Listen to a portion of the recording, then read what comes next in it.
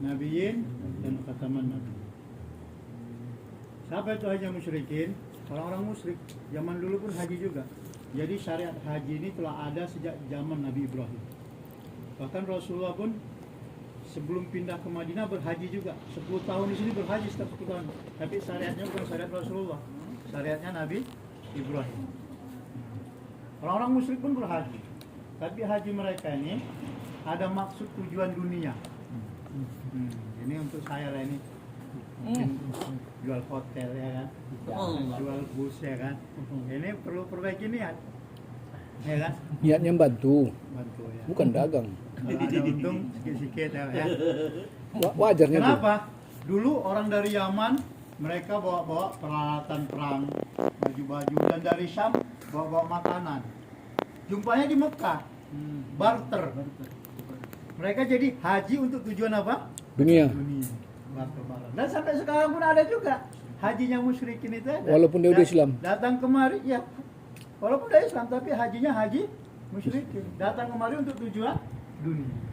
Dan orang yang berhaji dengan tujuan dunia seperti ini, doanya nggak dikabulkan, dosanya nggak diampuni, rahmat nggak turun sama dia. Perbaiki niat. Perbaiki niat, ya kan? Kemudian hajinya salihin, orang-orang saleh. Masya Allah, tabarakallah. Mereka haji dengan niat yang betul, adab yang betul, mereka tawadu kepada Allah sehingga diampuni dosanya, ya diturunkan rahmat, ya. Tapi hanya untuk diri sendiri. Hanya untuk diri sendiri. Jadi kalau kita haji hanya niat ibadah saja, ya bagus, tapi hanya seperti hajinya saleh. Tawaf aja. Kemudian aja hajinya nabiyin, para nabi. Bagaimana haji mereka? Membawa kaum mereka. 184.000 nabi datang kemari. Berhaji bawa kaumnya, dan kaum Ad, kaum Sabyan, kaum Nabi Nuh datang kemari. Mereka sampaikan kepada Allah, Allahumma syhad, ya Allah saksikan olehmu, aku telah bawa kaumku ke rumahmu ini untuk menjalankan syarat yang diturunkan oleh Jibril. Tapi Nabiin ini hanya satu kaum saja, untuk kaum-kaumnya. Nah, dan yang terakhir, ini yang mau kita tiru, yaitu hajinya siapa? Nabi Muhammad Sayyidul Anbiya wal Mursalin Muhammad sallallahu alaihi wasallam. Bagaimana haji mereka? Nah, ini dia. Bagaimana haji mereka? Hajinya Rasulullah ini Allahu Akbar. Membentuk umat, menyerahkan tanggung jawab agama kepada umat. Inilah hajinya Rasulullah. Sehingga ketika Hajjatul Wada, Rasulullah sekali aja haji, Hajjatul Wada, ketika tahun 13 Hijriyah, 23 kenabian. Nah, itu hajinya Rasulullah. 23 tahun diangkat menjadi nabi, 13 tahun hijrah di Madinah, barulah haji Rasulullah. Dan disitulah tanggung jawab agama diberikan kepada umat di hadapan 124.000 sahabat. Ya. Diberikan tanggung jawab. Maka hendaknya pun kita berhaji ini bukan hanya sekedar niat ibadah, tapi bagaimana mengambil tanggung jawab agama ini. Agama ini memang secara otomatis sebetulnya sudah ada di pundak-pundak kita yang mau kita bawa ke negeri kita. Ya, jadi bukan hanya sekedar memikirkan diri kita sendiri, kaum kita, tapi bagaimana khataman nabiyin, 184.000 sahabat Yaumun Nahar, ketika setelah mereka haji menyebar ke seluruh dunia. Allah. Apa fadilahnya kalau kita buat dakwah di Mekah ini? Apa fadilahnya? Yang pertama, kita akan merasakan, kita akan mendapatkan nur dakwanya Rasulullah SAW. Nur dakwanya Rasulullah SAW. Kalau kita ke Mewan, mendapat nur dakwanya Maulana Ilyas. Tapi kalau kita buat dakwah, buat gerak di Mekah ini, kita akan mendapat nur dakwahnya Rasulullah SAW. Saya dulu nggak paham apa itu nur. Sekarang pun belum paham juga sih. Cuman kata Mas kita, nur itu apa? Kalau dulu kan terus baru-baru keluar bercahaya wajahnya. Rupanya dimaksud bercahaya di sini bukanlah keluar lampu terang gitu, bukan.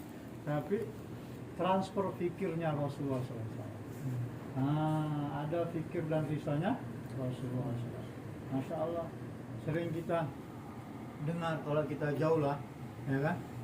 Kalau kita jauh lah, kalau sendalnya Rasulullah dicat warna merah, maka seluruh kota Mekah ini akan berwarna merah, ya kan? Maknanya apa? Setiap jengkal tanah-tanah di Mekah ini telah dilewati Rasulullah untuk sampaikan agama.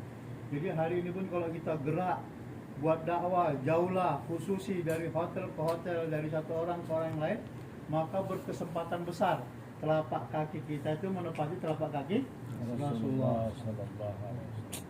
Ya. Nurnya Rasulullah ini paling banyak melekat di Ka'bah. Bahkan ada di benda-benda sekitar Mekah ini. Jadi transfer pikir. Dulu Masya Allah masa kita sering kita bilang kita mau ditargib ini. Kalian mukimin Mekah ngapain ditargib-targib lagi?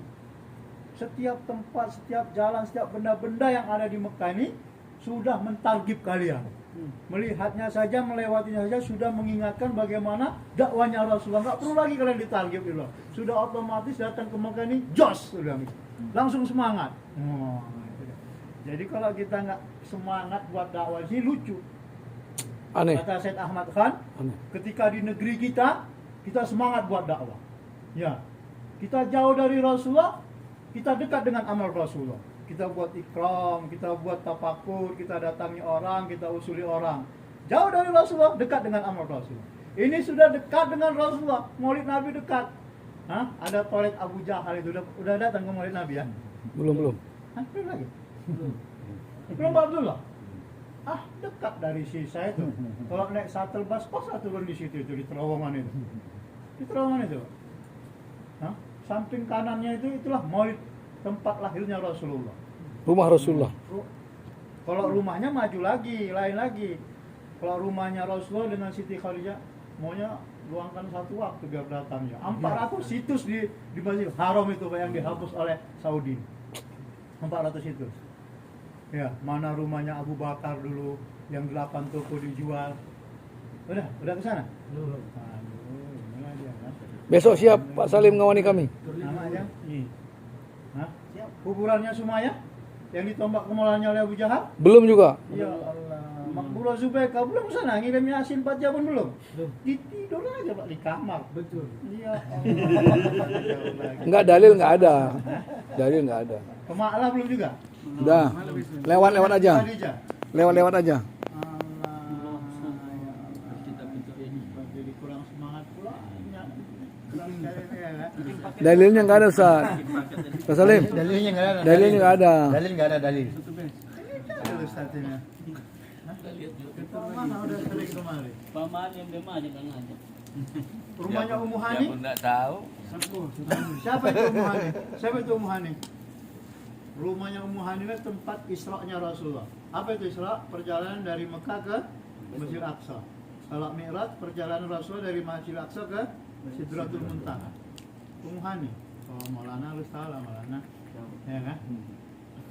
Allah Akbar. Sampai mana tadi? Situ pula lari-larinya. Fadilah. Hajinya Rasulullah ya. Fadilah kalau kita buat dakwah di Mekah ini, yang pertama mendapat nur dakwanya Rasulullah SAW. Allah. Yang kedua, kita akan mendapat pahala berdakwah pada seluruh manusia. Jadi pada masa kita baru ta'aruf saja, kenalan. Pak, saya Salim. Bapak siapa namanya? Ahmad. Masya Allah Pak Ahmad. Kita ini saudara. Satu ikatan kalimat La ilaha illallah Muhammadur Rasulullah. Itu saja, belum targi panjang-panjang. Maka kita seperti berdakwah ke seluruh dunia. Tapi akhirnya kita nggak buat ya kan. Ta'aruf pun berat. Di kamar aja kita kena AC ya kan. Rugi gitu Pak. Betul. Kesan dakwah di Mekah ini luar biasa. Orang yang kenal Islam di Mekah ini nggak ada yang murtad Pak. Nggak ada yang murtad. Kalau di Madinah banyak yang murtad. Tapi kesan dakwah di sini masuk melekat. Nggak ada yang murtad. Maka kita pun kalau meyakini dakwah di Mekah ini, ibadah di Mekah ini 100.000 kali lipat, maka kita mesti yakin juga Pak Abdullah, dakwah pun 100.000 kali. Tertipu. Kata masyarakat, tertipu. Orang yang hanya niat ibadah saja di Mekah ini tertipu. Oh, kubur. Kalau kita meyakini di Mekah ini tempat ibadah paling baik 100.000 kali lipat, kita pun mesti meyakini bahwasanya di Mekah ini tempat dakwah yang paling baik. Orang Cina, orang Amerika, ya, mereka ini pernah risau gimana biar barang-barang kita ini sampai ke seluruh dunia. Maka mereka pikir, oh, caranya sampaikan barang kita di Mekah. Maka secara otomatis akan sampai barang kita ke seluruh dunia. Makanya jangan habis waktu kita belanja, Pak. Ya, belanja itu di Indonesia ada semua. Di sini kan masa kita belanja itu 2 perkara saja, kurma dan air zam-zam lah. Khawatir kalau barang-barang lain memperkaya orang kafir, menghabiskan waktu kita jadi ibadah. Cari satu kopi yang indah, satu kopi 7 kedai kita keliling, ya kan? Kowak kita 7 kedai. Setan nggak curi duit kita, nggak curi barang kita, tapi curi waktu kita. 1 menit kita gunakan lalai kepada Allah, berapa kerugian kita? 1 menit itu bisa 60 kali subhanallah, 60 kali 100.000.